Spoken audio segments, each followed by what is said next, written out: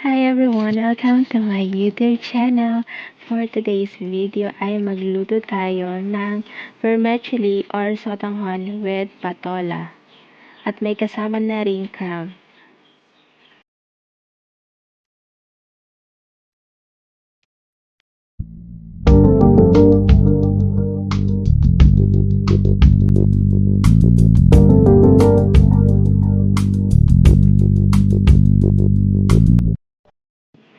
Ayan, painitin na natin ang ating kaserola sa katamtamang apoy.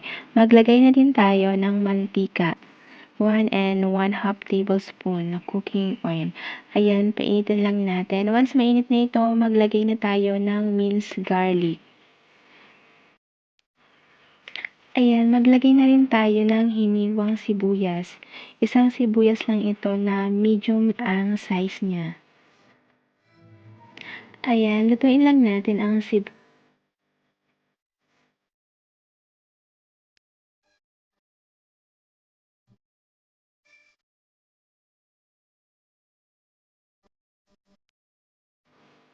Ayan, gisain lang natin sa 4 na minuto.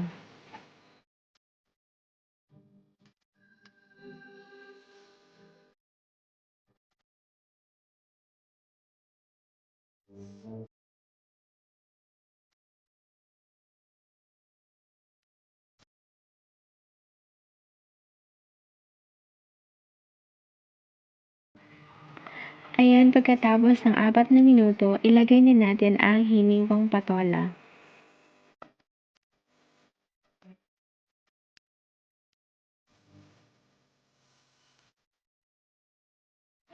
Gisain lang natin yan ng 2 minuto.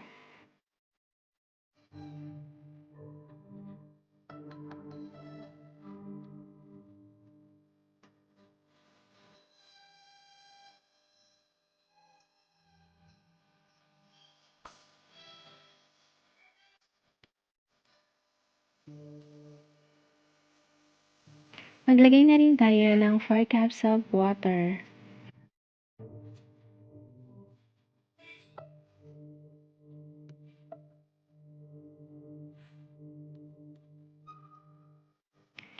Ayan, maglagay na rin tayo ng half of chicken breast cube.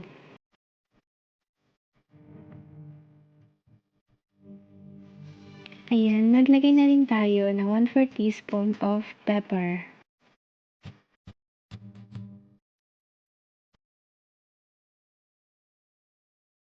Takpan natin hanggang sa kumulo na ito.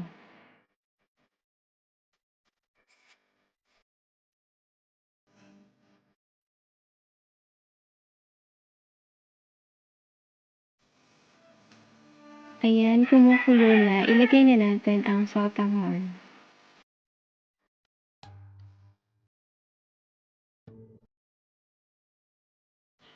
Lutuin lang natin ang sotanghon ng 2 minuto.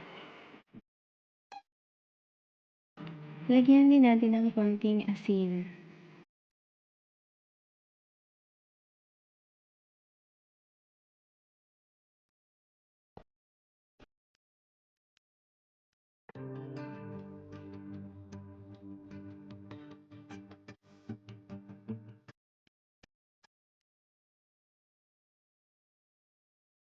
Ayan, kung hindi pa po kayo satisfied sa lasa, pwede po tayo maglagay ng 1/2 teaspoon ng seasonings.